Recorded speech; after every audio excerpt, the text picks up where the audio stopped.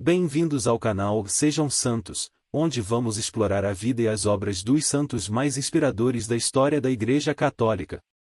Nós vamos compartilhar suas histórias, seus ensinamentos e seus exemplos de virtudes, esperando que possam nos inspirar a viver de acordo com os ensinamentos de Cristo. Então, se você quer aprender mais sobre esses santos e descobrir como suas vidas podem ser caminhos que nos levam a Jesus Cristo para nós hoje, inscreva-se no nosso canal e deixe o seu like. Inscreva-se hoje mesmo, divulgue nosso canal a seus amigos e comunidades e nos ajude o nosso canal para que possamos alcançar mais pessoas na divulgação a conhecer mais a vida dos santos. Onde a santidade é uma jornada diária.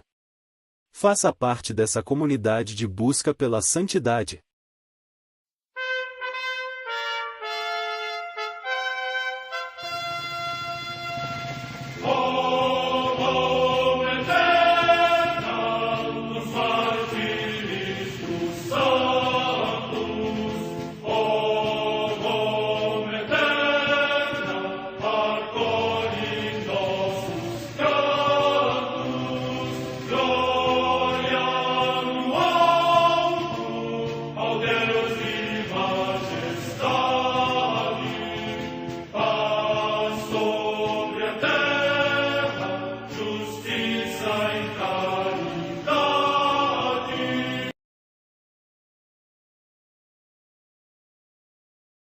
Ler a vida dos santos desperta em nós o desejo de seguir a Cristo.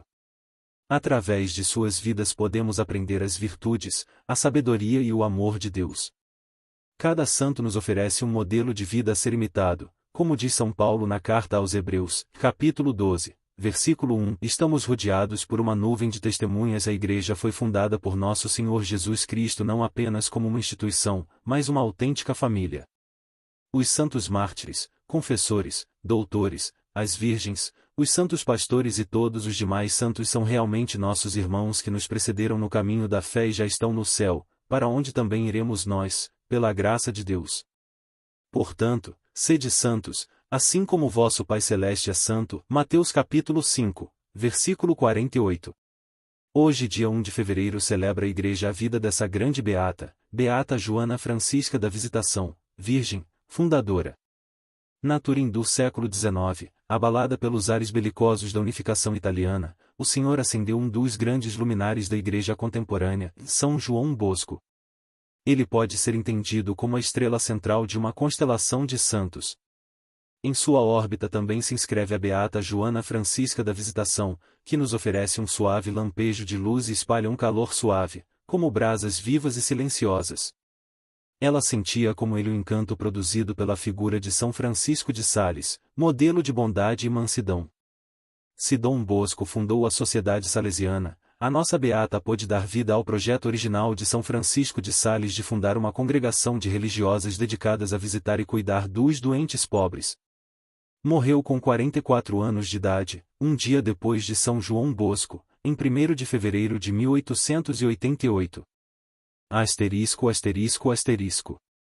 Pertencemos a Jesus, servimos Jesus que é a verdade encarnada e eterna, que não engana, porque as suas promessas são infalíveis e não deixará sem recompensa nem sequer um copo de água oferecido por amor. Essas palavras nortearam a vida de Ana Michelotti, que ficou conhecida com o nome de Irmã Joana Francisca da Visitação, fundadora das Pequenas Servas do Sagrado Coração de Jesus para os doentes pobres. Rezei muito por mim e porque está é a vontade de Deus, vive em mim um ardente desejo de consagrar tudo a Jesus, na assistência aos doentes pobres. Este pensamento, presente entre os poucos escritos que por humildade Ana Michelotti nos transmitiu diretamente, indica uma missão nascida entre mil problemas, que graças a uma vontade extraordinária ainda está florescendo e fecunda dentro da Igreja.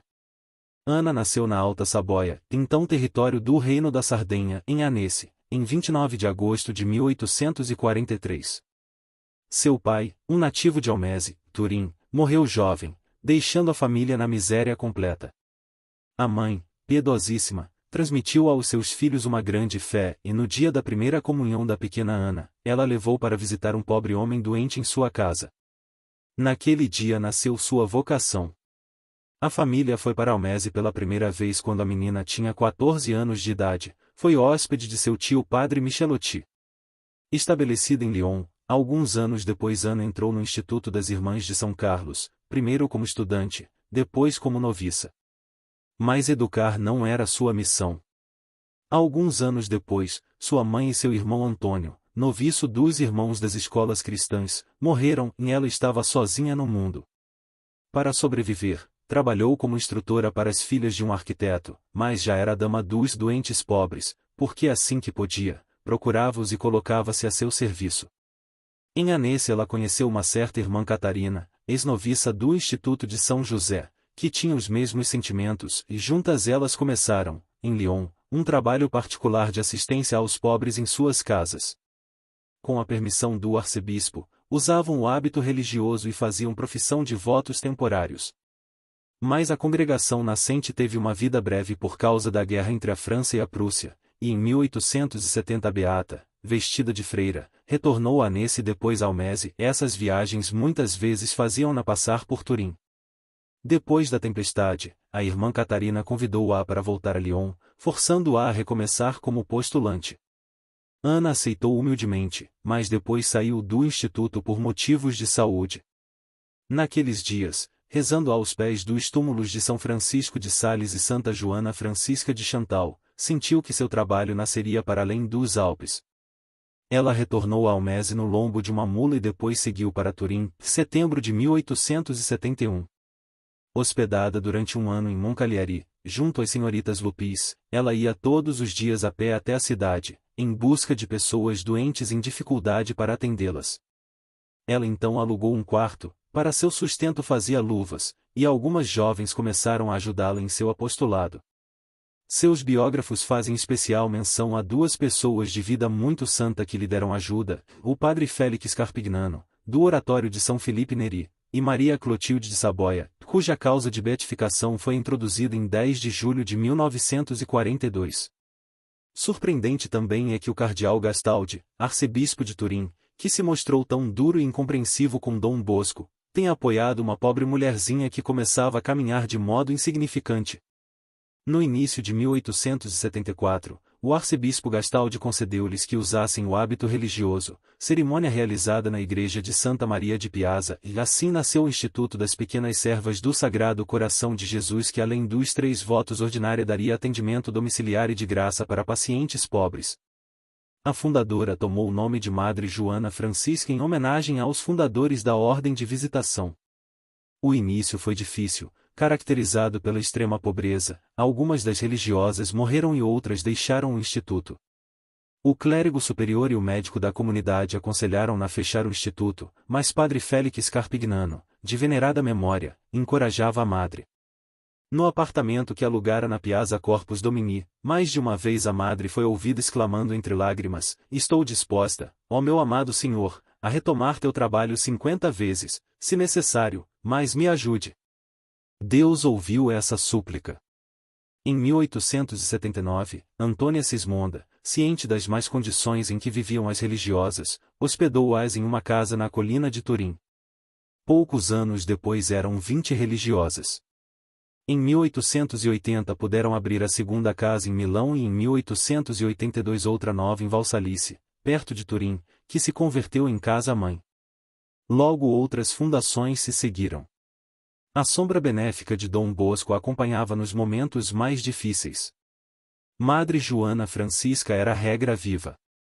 Era uma mulher de intensa oração, mortificava seu corpo dormindo em terra ou em uma pilha de palha, misturando cinzas com a sopa.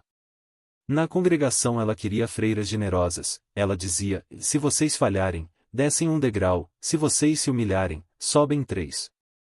Ao repreender as religiosas, às vezes era um pouco dura, mas elas amavam, porque diante das dificuldades ela instilava confiança. Lia e meditava com elas as Sagradas Escrituras, recomendando-lhes que fossem prudentes, zelosas e cheias de caridade, procurando Jesus Cristo nos pobres.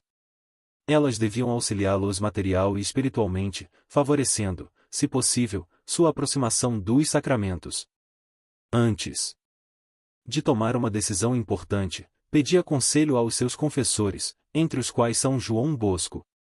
A beata não se eximia das tarefas de coleta de donativos, nem mesmo de participar de atividades públicas, nas quais às vezes era insultada. Ela tinha desejado instituir um grupo de religiosas adoradoras, mas como o superior não permitiu isto, ela dispôs que cada freira fizesse uma diária e profunda adoração ao Santíssimo Sacramento.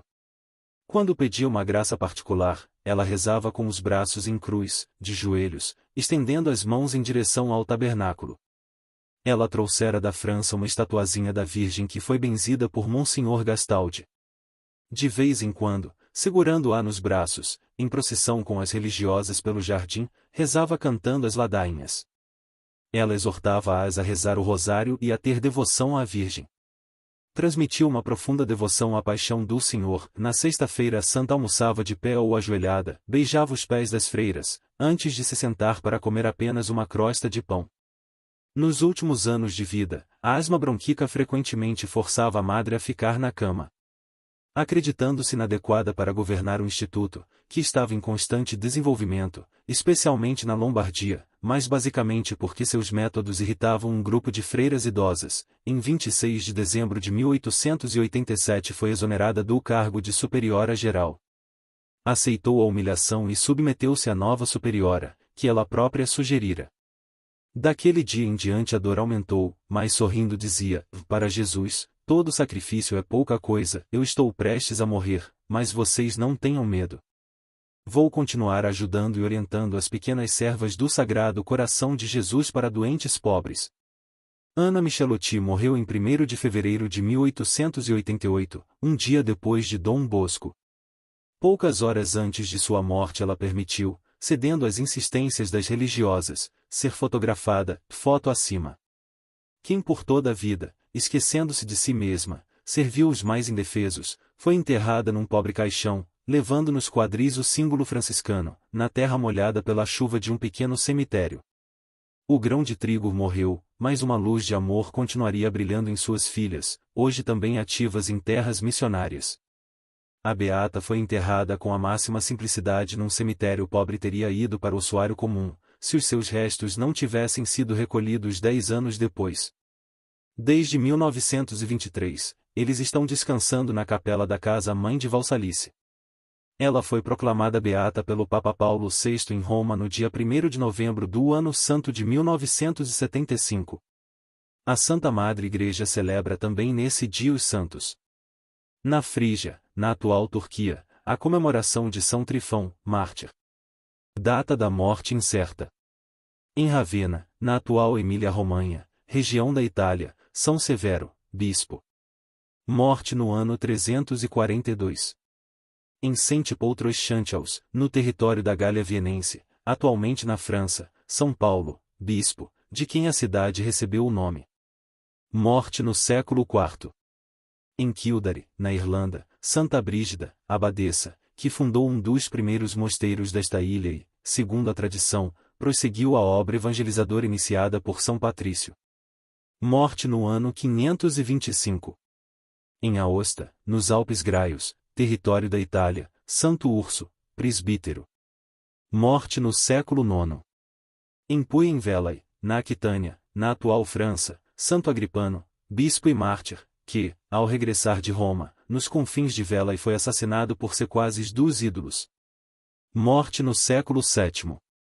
Em Metz, na Austrásia, atualmente também na França, São Sigisberto III, rei, que construiu os mosteiros de Stavelot, de Mahomet e muitos outros, e distribuiu esmolas com grande liberalidade às igrejas e aos pobres. Morte no ano 656. Em Ciruelos, localidade de Castela a Nova, região da Espanha, São Raimundo, abade de Fitero, que fundou a Ordem de Calatrava e foi insigne defensor do cristianismo. Morte no ano 1160. Em Saint-Malo, cidade da Bretanha Menor, região da França, São João, bispo, homem de admirável austeridade e retidão, que transferiu para este lugar a sede episcopal de Alete e recebeu de São Bernardo a orientação para se comportar como bispo pobre, amigo dos pobres e amante da pobreza. Morte no ano 1163. Em Paris, também na França, o beato Reinaldo de Orleans, presbítero, que, estando de passagem em Roma, animado pelas palavras de São Domingos entrou na ordem dos pregadores, a qual atraiu muitos outros pelo exemplo das suas virtudes e o ardor das suas palavras. Morte no ano 1220. Em Castelfiorentino, na Etrúria, hoje na Toscana, região da Itália, a beata Viridiana, virgem, que viveu reclusa desde a juventude até a velhice. Morte no ano 1242. Em Pílio, no Lácio, região da Itália, o beato André dei Conte de Segni, presbítero da Ordem dos Menores, que, recusando todas as honras e dignidades, preferiu servir a Cristo na humildade e simplicidade. Morte no ano 1302. Em Dunbley, na Irlanda, os beatos mártires Conor O'Devany, bispo de Down e Conor, da Ordem dos Frades Menores, e Patrício O'Logan, presbítero, que, no reinado de Jaime I, foram condenados ao suplício da forca pela sua fidelidade à fé católica. Morte no ano 1612. Em Londres, na Inglaterra, Santo Henrique Morse, presbítero da Companhia de Jesus e mártir, que, capturado em várias ocasiões e 2 vezes exilado, finalmente no reinado de Carlos I foi novamente encarcerado por ser sacerdote e, depois de ter celebrado a missa no cárcere, foi enforcado em Tibur e entregou a sua alma a Deus. Morte no ano 1645. Em Avrillé, perto de Angers, na França, a paixão das beatas Maria Ana Vailotte e 46 companheiras mártires, que, na época do terror durante a Revolução Francesa, alcançaram a coroa do martírio. São estes os seus nomes: Otília Baumgarten, religiosa, Joana Grugit, Luísa Rallier de Latertiniere, Madalena Perrotin, Maria Ana Pichera e Simona Chalvignet, viúvas, Francisca Pagis, Joana Fouchard, Margarida Riviere, Maria Cassin, Maria Falseuze, Maria Galard, Maria Gasnier, Maria Joana Chalvignet, Maria Leney, Maria Leroy Breve, Maria Rowalt, Petrina Feliarux, Renata Caileal, Renata Martim Vitória Balducial, esposas, Joana, Madalena e Petrina Sailand de Spinats, irmãs, Gabriela, Petrina e Susana Androuin, irmãs, Maria e Renata Grilardre, irmãs, Ana Francisca de Villeneuve, Ana Amad, Carla Dave, Catarina Cotancial, Francisca Belanger, Francisca Bonial, Francisca Michal, Jacobina Monier, Joana Bourigaut, Luísa Mata de Andelui Guiné, Madalena Blom, Maria Leroy Breve, Petrina Besson, Petrina Ledoyen, Petrina Grillet, Renata Valin e Rosa Quinion. Morte no ano 1794. Em Seul, na Coreia, os santos mártires Paulo Hong Yongju, catequista, João Imungu, que servia os pobres e sepultava os corpos dos mártires, e Bárbara Choe Yonggi, que, seguindo o exemplo dos seus pais e seu esposo, mortos pelo nome de Cristo, como eles foi decapitada com outros cristãos.